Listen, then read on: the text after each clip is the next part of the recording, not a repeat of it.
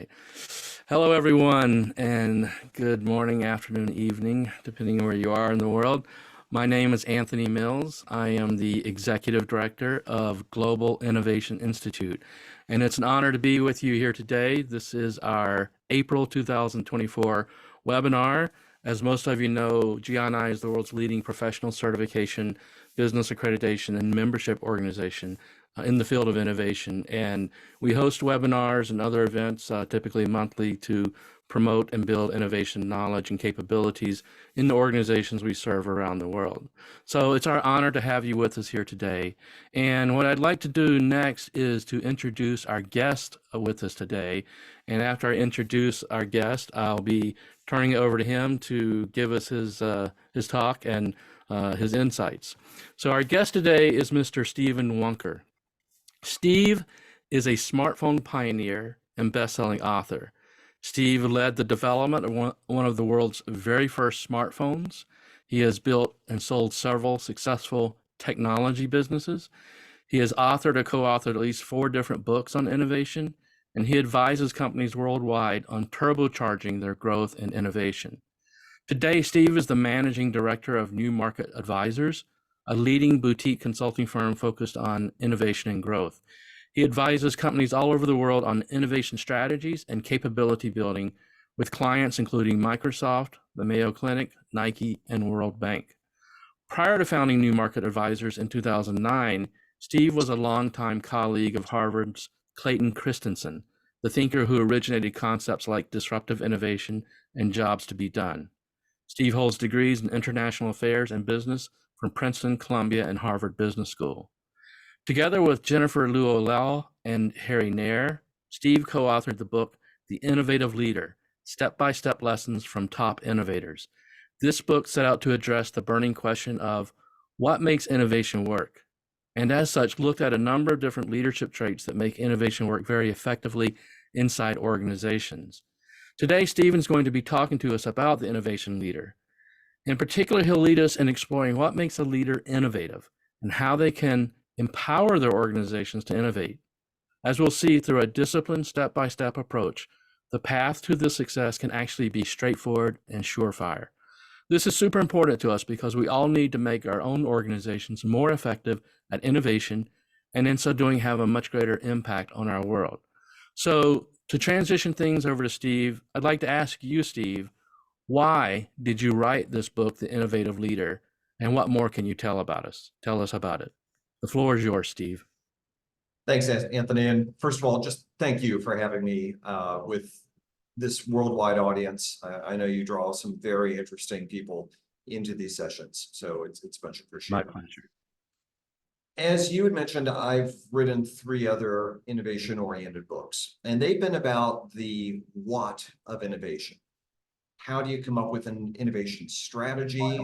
How do you create great ideas? Where do good ideas come from? How do you use innovation for not just the revenue side of the business, but the cost side of the business? Like a lot of the innovation literature, those books focused on the ultimate product and how do you actually bring it to market. But I've been around the field of innovation now for about 20 years, and I've seen that actually the big challenge is often not the what, it's the how. How do organizations organize, unite people around a common vision, create a culture that enables them to be innovative, not just once, but repeatedly, so they can really have a sustainable source of ongoing success. And so I wrote The Innovative Leader as a way to address those issues. I teamed with 2 co-authors, one at Philips, one at Procter & Gamble. And together we brought together not only our wisdom, but what we could learn from 50 different innovative leaders that we interviewed. The book actually just came out a week ago, April 2nd. And so this is one of the very first times I get to talk about the book. So I'm really excited to be able to do that with you. So I assume the slides are showing now. And yeah, yes, they are. Very good. All right. So if we're ready, it is time to get innovative. So to get the ideas flowing, maybe we can do things like paint the walls purple, or we could buy some ping pong tables, or even grow out our hair. Which honestly, I sort of like. I'm thinking maybe I should go in that direction. But maybe you've gone through those things. You've gone through the window dressing of innovation, and you've seen that those approaches don't really work. You wouldn't be alone. 84% of senior executives say that innovation is critical to their business, but only 6% are satisfied with their results. That's a gap of 78%. It's a disgrace. So, of course, we don't really have the option of giving up on innovation. It's more important to success than ever. Change is coming fast, and we have to respond nimbly to threats while we capitalize on opportunities. Innovative leaders are essential to making that happen. When they rise to the challenge, the rewards are tremendous. But on the other hand, organizations also stagnate, and they get upended if they don't respond effectively to disruptive change. The winners are becoming those who, unlike these companies, don't just manage what's here today, but they're those who can adapt best to a fast-changing world. So look, I know it's not easy. Anthony, you alluded to this in the introduction. I have personal experience having been there. In 1999, I worked for a consumer electronics company, and I was in the CEO's office for a one-on-one meeting. Now, that didn't happen very often, and it was a little petrifying. I was only a few years out of business school, and after a bit of chit-chat, my wondering why I was sitting there, he gazed intently at me. Then he pointed to his cell phone. And with his other hand, he pointed to his computer. And he declared to me, I want you to create one device that does both of these things. So in today's language, we'd call that a smartphone. Now, I'd been trained at a top business school and at a big consulting firm to deal with large challenges. You were supposed to get tons of data and go analyze it. But this man was talking about something that back then we didn't even have a word for. There wasn't data. No one even knew if there was a market for this thing. It didn't exist. What's more, as I started to walk out the door, he told me, by the way, you need to present the device specifications in 2 weeks. Terror. So I felt uncertainty and doubt, the same kind that many of us do when we're faced with rapid change and lots of unknowns. All the training that I'd received didn't tell me what to do. After a couple hours of futilely trying to draw slides with data that I wished I had, I stopped. Rather than kid myself any longer, I opened a new document. And I started to write out sets of lists, potential technologies to leverage, major unknowns, key component choices like screen size that would have an impact on a lot of other variables, and so on. I created a system to manage all the uncertainty. Then I developed a structured way to talk through the lists with people who might have different points of view. After a lot of listing and talking, I came to a reasonable idea of what a smartphone would be within about 2 weeks. Later, I improved on that personal system I developed to start up a mobile technology company in Zambia, of all places. And that was a smash hit. Eventually, I became a consultant on disruptive innovation, the sort of innovation that I was getting used to dealing with again and again. And I joined forces, as you mentioned, Anthony, with Clayton Christensen, the person who originated that concept. Among many other things, he taught me about one of an innovator's most critical skills, which is the ability to listen. So as we consulted for companies, I listened hard to understand how successful clients approached those challenges. In 2018, I began 5 years of research on what great innovative leaders do. And so I set out to write my book, The Innovative Leader. My co-authors and I interviewed 50 innovative leaders, and they were from all walks of life. Big tech, scrappy startups, companies in a turnaround, an entrepreneurial dry cleaner, officials in government, in church, in a school. I saw that no matter where you sit, you can be an innovative leader. I'm here to share with you their secrets. We'll begin with somebody who I wasn't actually able to interview, which is a shame because he may have done more harm to the cause of innovation than just about anyone else ever. And you're probably guessing now, aren't you? Who could it be? Attila the Hun? Your boss? No, it's worse than that. It's actually Leonardo da Vinci. Leonardo da Vinci. So I know it's pretty terrible, right? Why do I say that? Why do I say Leonardo? It's because the myth of Leonardo da Vinci has been all around us, and it does huge damage. We look at his masterworks and we're intimidated. We think we have to have some remarkable genius to produce them. We see his wild ideas like that for a helicopter, and we think we can never make those leaps.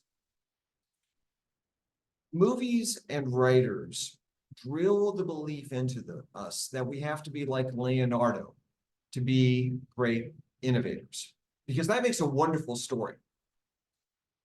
But it's just wrong. It's just wrong. Let's look at how Leonardo actually innovated.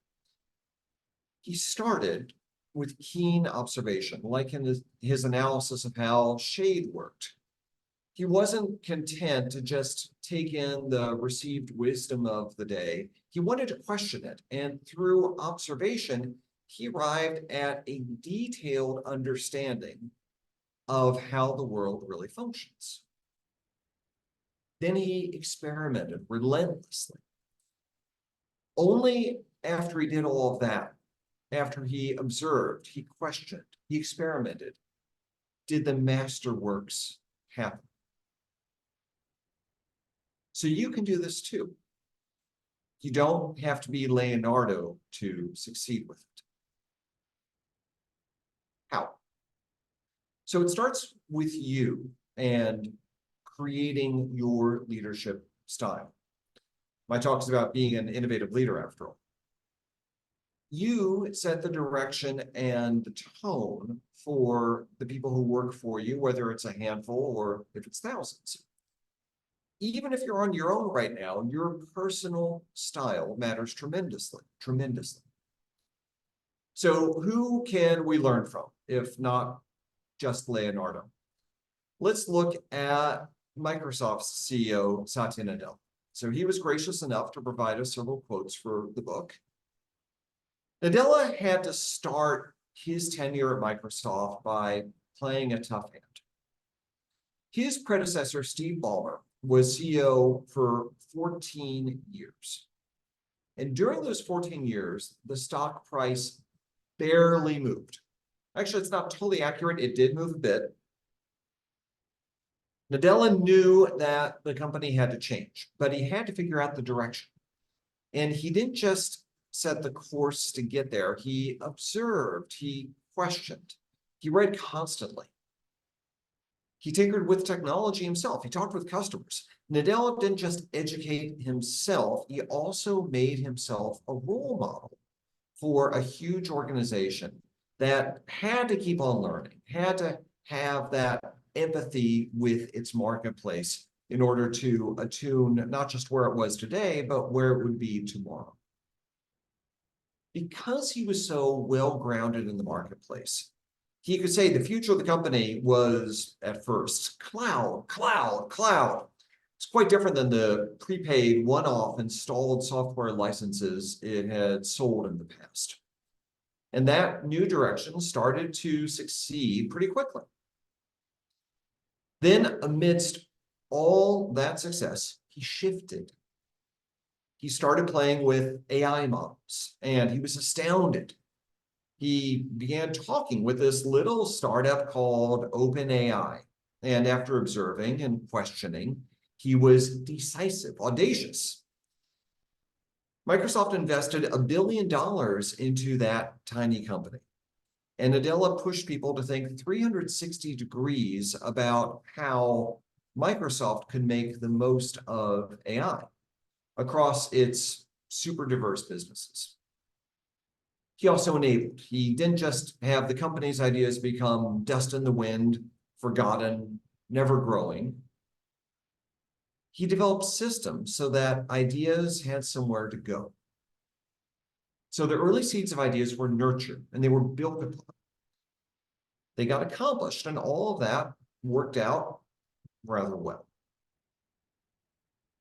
So this is a formula we've seen across many innovative leaders, whether it's in big tech, a small group of people, a nonprofit, wherever you may be. It starts with knowing the market that you serve, being connected. And then it's about how you behave personally, being a role model, evolving with the marketplace, being audacious, being a 360-degree thinker. And then finally, it's how you enable others. That formula delivers.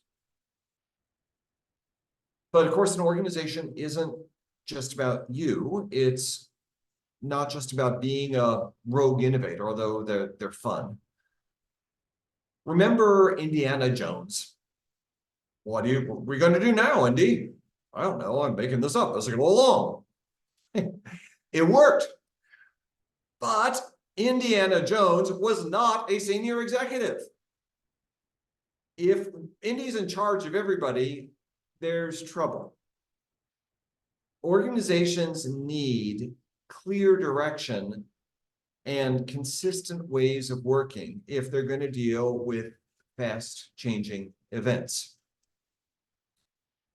And this can be counterintuitive, but it's so important. It's so important. The way to deal with chaos isn't to have more chaos, but to have systems. Organizations need predictable ways of dealing with fast-changing and uncertain events. They need systems in order to function. Whether you're one person dealing with a CEO's impossible mandate about a smartphone or 10,000 people coordinating responses to major industry events. Systems make innovation happen. So for whatever size of organization you have, what do? First, set a clear aspiration. Innovation doesn't start with an idea, but with a problem to solve. And even more fundamentally, with a business strategy that lays out which problems must be solved in order to succeed. Your aspiration determines the strategy and the problems to solve before you ever get to specific ideas. Without well-articulated aspirations, you have a huge obstacle. The data is compelling. Innovation is a means to an end, not an end in itself. Set the goals in detail. Jan Swartz, the president of Princess Cruises, talked with us as well. So Princess was facing a kind of arms race on the seas, where cruise companies were building ships that got bigger and bigger and bigger, costing well over $1 billion each.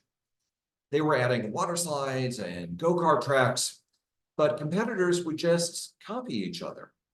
It was getting insanely expensive just to be one of many large cruise ship operators. So Princess needed to do something different. Jan set a strategy for Princess to be different. Princess would be known for providing a unique customer experience. If it could do that, it would need to spend on experience rather than on features that would just get knocked off by others. Next, she hired a man named John Paget, an executive from Disney, who spent his first 3 months on the job going on cruises, which isn't a bad way to begin work. His job at first was to observe, to seek problems to solve. He found a lot, and two really stood out. Customers were waiting around, and their experience wasn't personalized.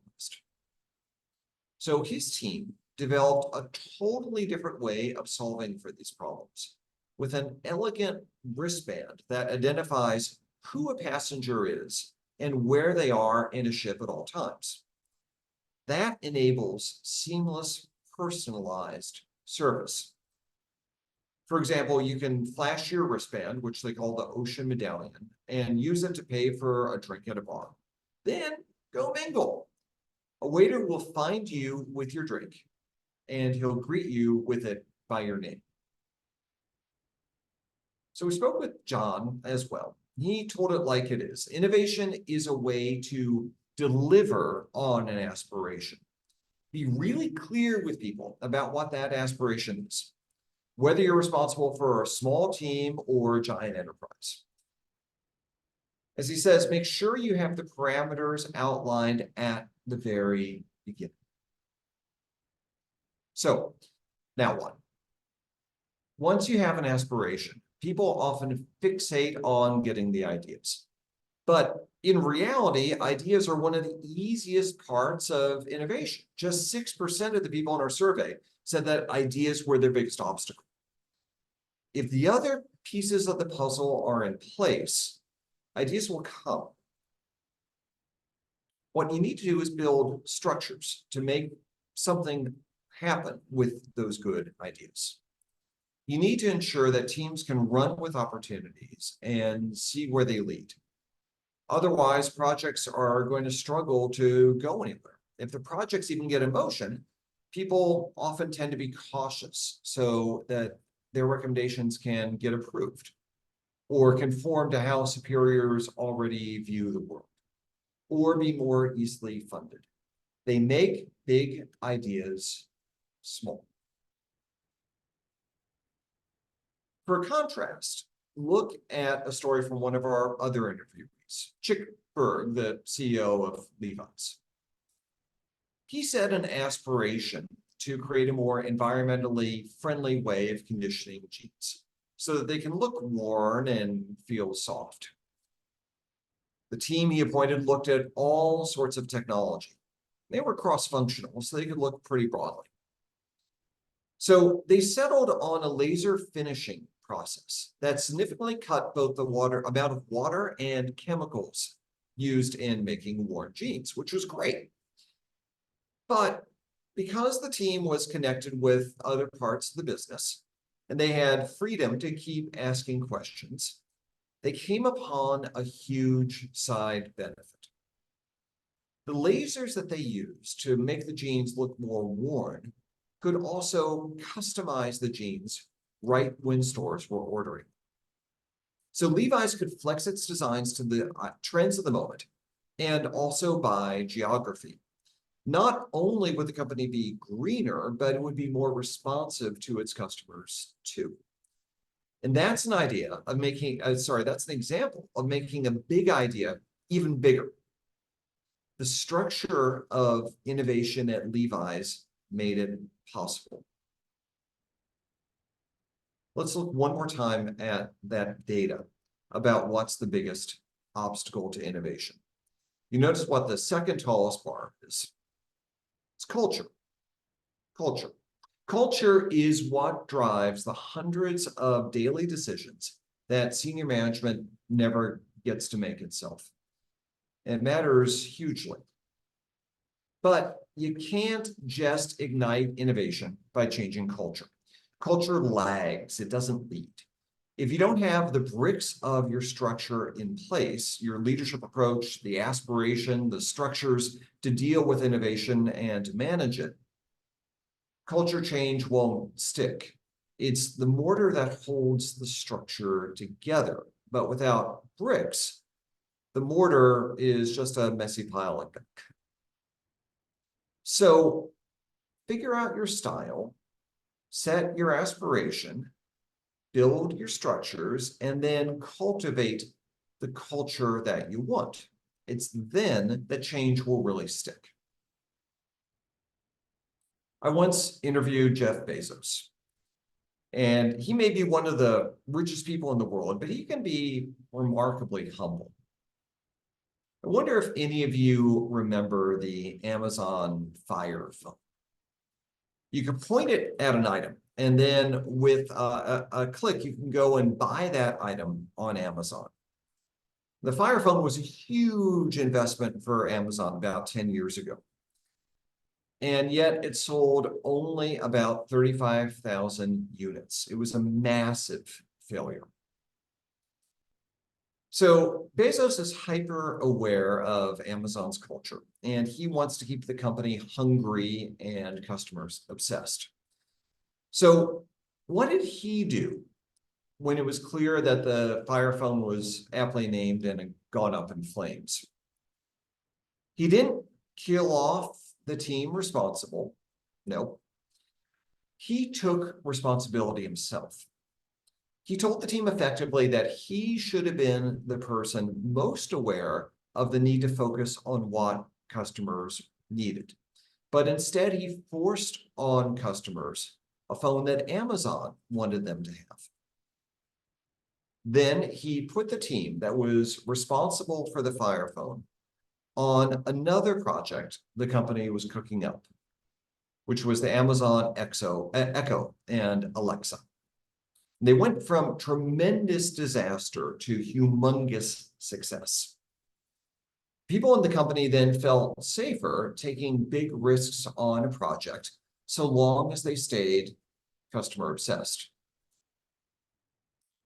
So that's the formula for success.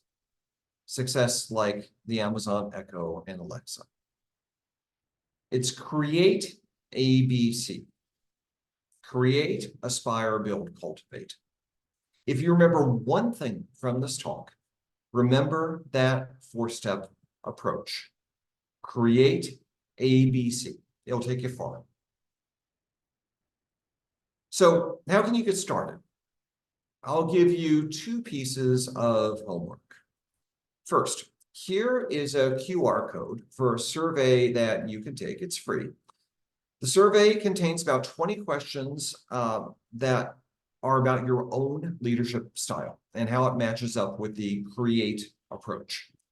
Once you take it, you'll see not only your own responses, but how you compare with others like you. You also have the option of taking a second survey about how well your organization performs on the ABC approach. Then you'll know what's really working and where you can focus for improvement. So I urge you to take the survey. Second, start asking why a lot. Why is your team doing something a certain way? Why does it believe something about customers? Why? When you get an answer, ask the next why to unearth assumptions.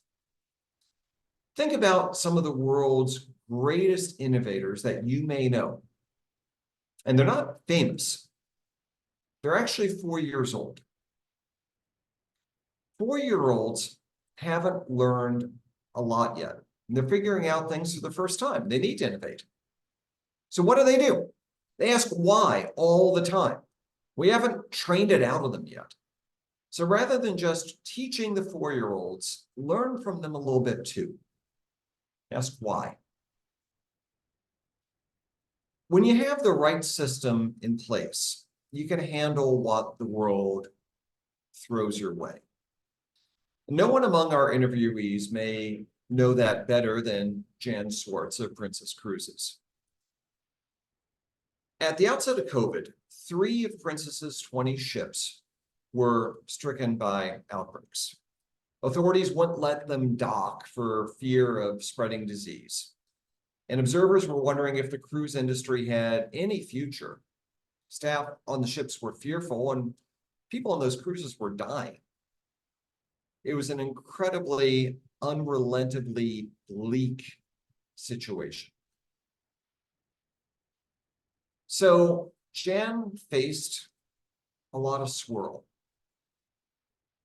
Well, what'd she do?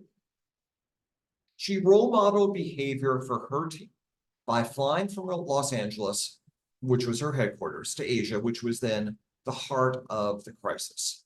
She set a clear aspiration, which was to keep people as safe as possible, while also making clear to them that the Princess team truly cared. She built systems to share information globally and quickly on at least a daily basis. And then she leaned on culture. With 20 ships scattered across the world, literally in the middle of oceans, she couldn't direct everything that happened. And so she relied on shared values to ensure that shipboard staff would do the right things. And she was able to manage through it. She was able to manage through the swirl and the chaos. Princess eventually got people off the ships, and Jan ultimately received a big promotion. She met the crisis and could deal with it. Saying goes, nobody wants to be a buggy whip manufacturer at the dawn of the automobile. Talk about uncertainty and threat. Most of those companies didn't do very well. But there was one, a buggy whip leader in France, that had a different approach. It understood what its core upper-class customers wanted. And then it used its manufacturing competencies to move beyond horse and carriage gear into other leather products and systematically expanded into silks and then other fine goods. That went quite well for Hermes. That can be you too.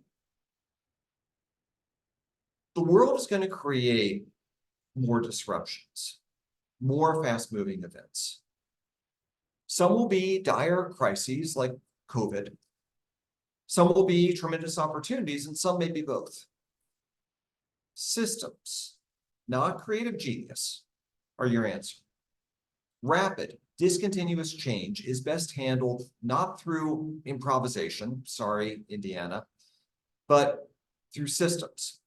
Systems enable both individuals and entire organizations to be innovative consistently. If you embrace a system like Create ABC, you can be agile in the face of disruption. You can seize opportunities where others see threat.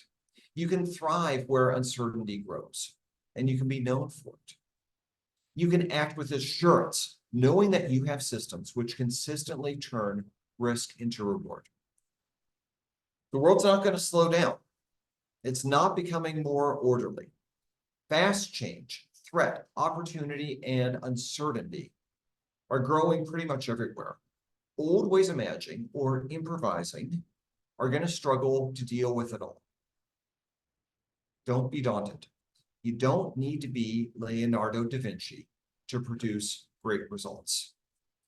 You can be an innovative leader too. Have a system, embrace the uncertainty, and thrive. Thanks. Take the survey, ask why, read the book, and I would love to answer your questions. Thank you so much, Steve. And so I would invite everyone to add your questions, bring your questions to us. You can put them in the chat, or you can feel free to unmute yourself and ask questions of Steve and let him know what's on your mind. But we would love to hear your questions for him in relation to this. And sort of to start things off with, I always have questions on my own. So or comments too. So, Steve, I really appreciate that. And, the one thing that really sort of stood out to me, first of all, is the thing about aspire and aspirations. I work with a lot of organizations around the world where they're like, yeah, we want to do innovation, we want to have an innovation program. And they think of it like a suggestion box, let's just throw out a box and let people come up with ideas. And I always say, well, no, you can't start there. You got to start with what's your aspiration. Like, what is it you actually want to accomplish with innovation? Because innovation isn't an end in itself, as you rightfully point out. It's a means to some other end. So what's the other end that you aspire to? And that's the struggle that a lot of them have is they aren't really clear on what their aspiration is. They don't really have a goal, right? I mean, all of their strategy deals with just linear extrapolation of what they're currently doing, and they don't really have any aspiration beyond that. So I'm sure you've encountered that too in different organizations. I mean, I'd like to hear more of how you've maybe moved some organizations beyond that point and help them get that aspiration. So first, Anthony, 100%. If you don't have the aspiration in place, you've got a problem. And the frustrating thing is that so little attention often gets paid to the aspiration. They try to skip steps. And then they pay a lot of attention to creating ideas, which is actually easy. Or they pay a lot of attention to changing the culture, which is incredibly hard to do if you don't know where you're headed. So it's misplaced effort. Mm-hmm. Now, to get that aspiration, it links to ultimately business strategy. Innovation is a means to an end.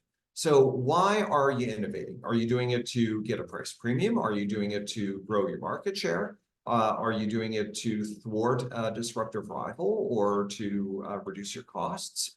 It could be all those things, but you need to sort of have some sense about where you're heading.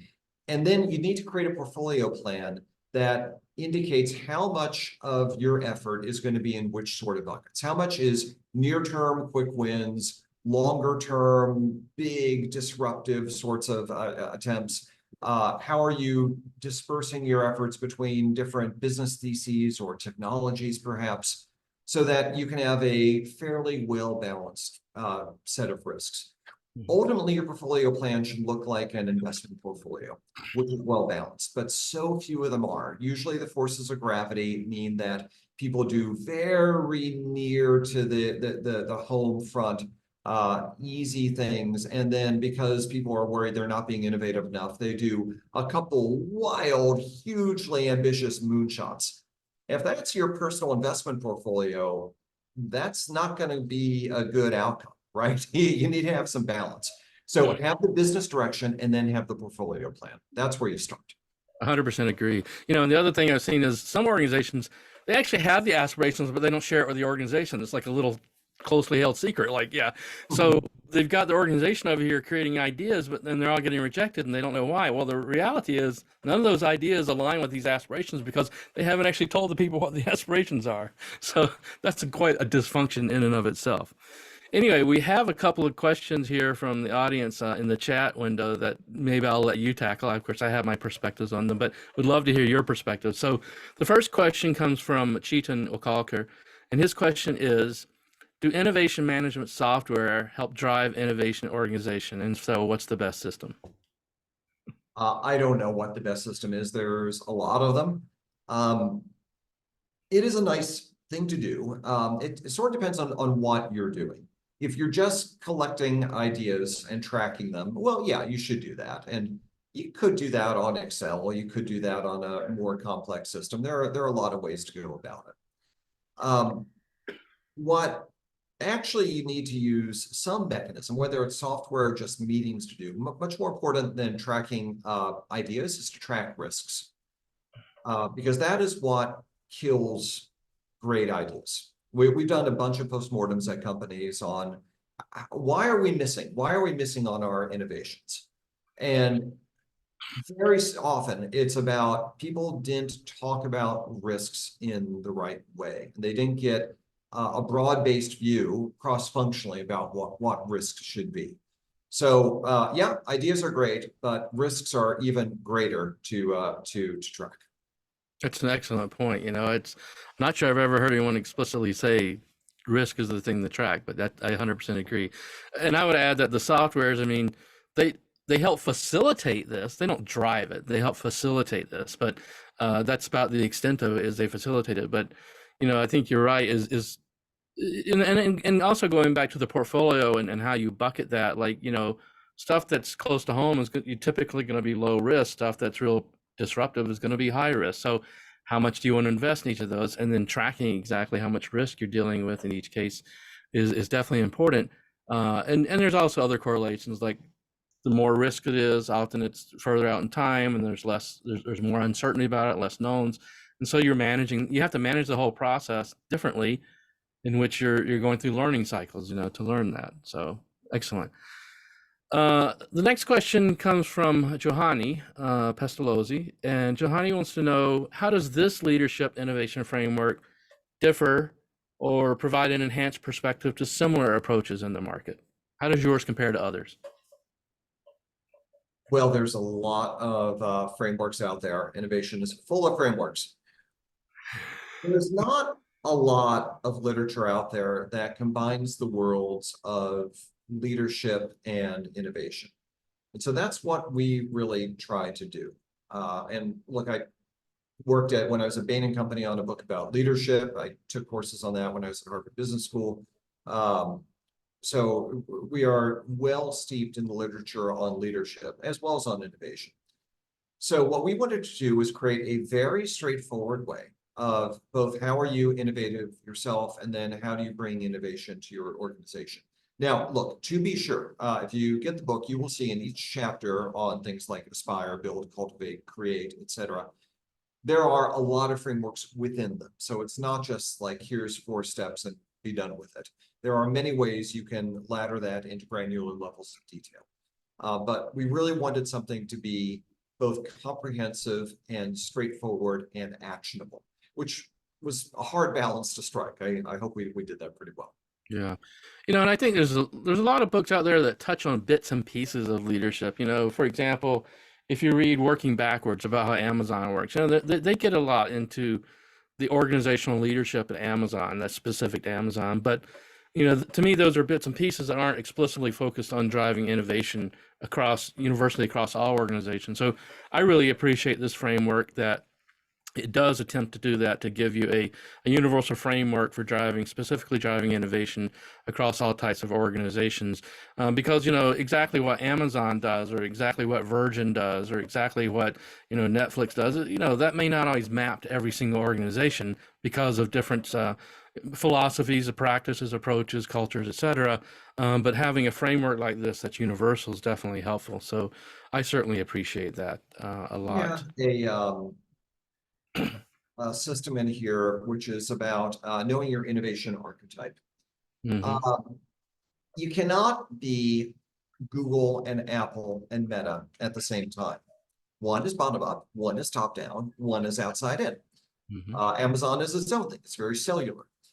So if you don't know your model, then just setting these contradictory role models for yourself isn't going to do you any good. It's actually going to create a lot of confusion.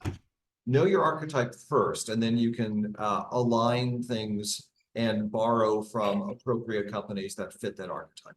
Yeah, that's an outstanding point, because in my travels around the world, I often get asked questions like, how do we innovate like Apple, or how do we innovate like Google? I'm like, well, first of all, do you want to innovate like Apple or Google? I mean, is that going to be your approach? Because Apple's extremely top down, Google's extremely bottom up. Like you said, Amazon's very cellular.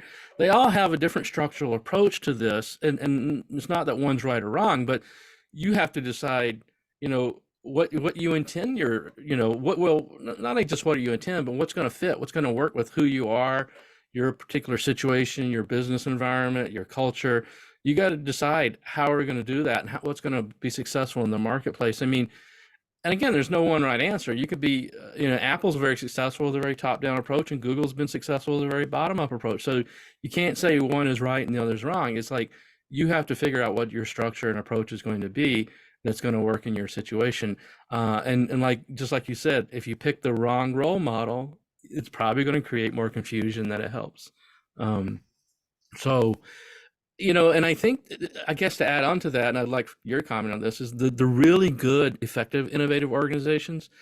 To me, they don't try to be a follower of exactly how Apple or Google or Amazon does it. They learn those things. They read, they learn, but they figure out the path for themselves and how to structure and run it in their own organizations. I mean, do you agree or disagree? I mean, feel free to disagree if you want. No, I 100% agree. You have to be conscious of your industry and your organization culture. One of our interviewees was Ron Shaich, who created, well, first he created a cookie company.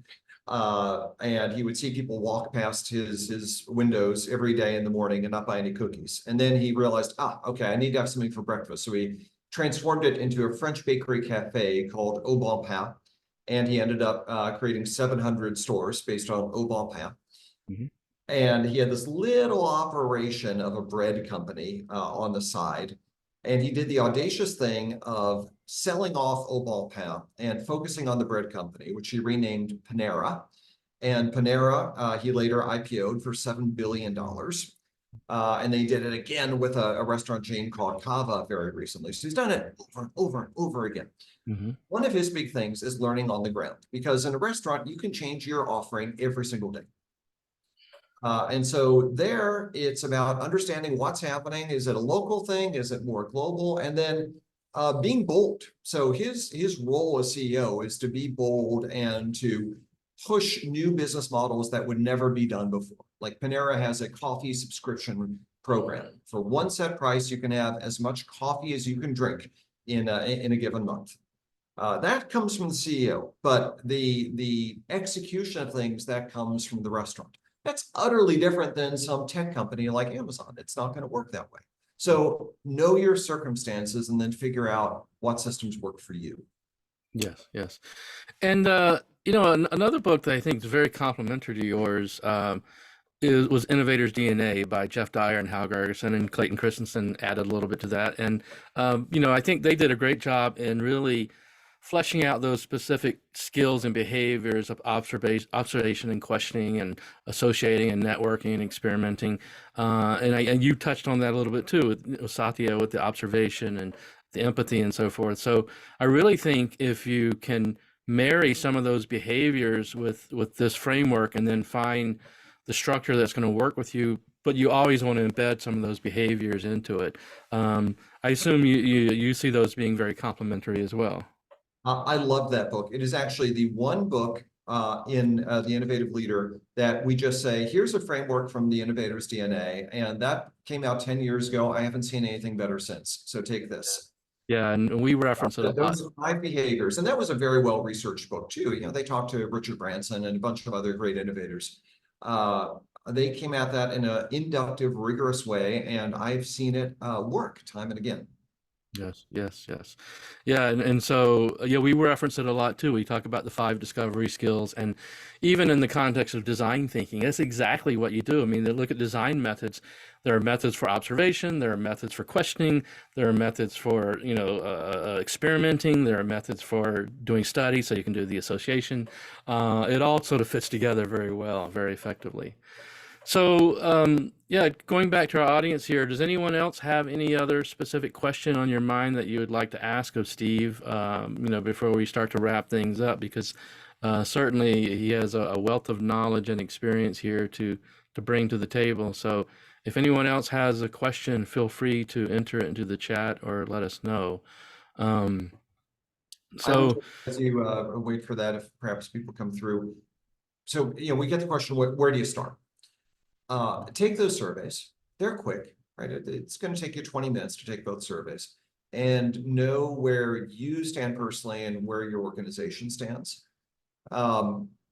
Usually people are not bad at being innovators, particularly if they're in a community like this, right? They have a predilection for it.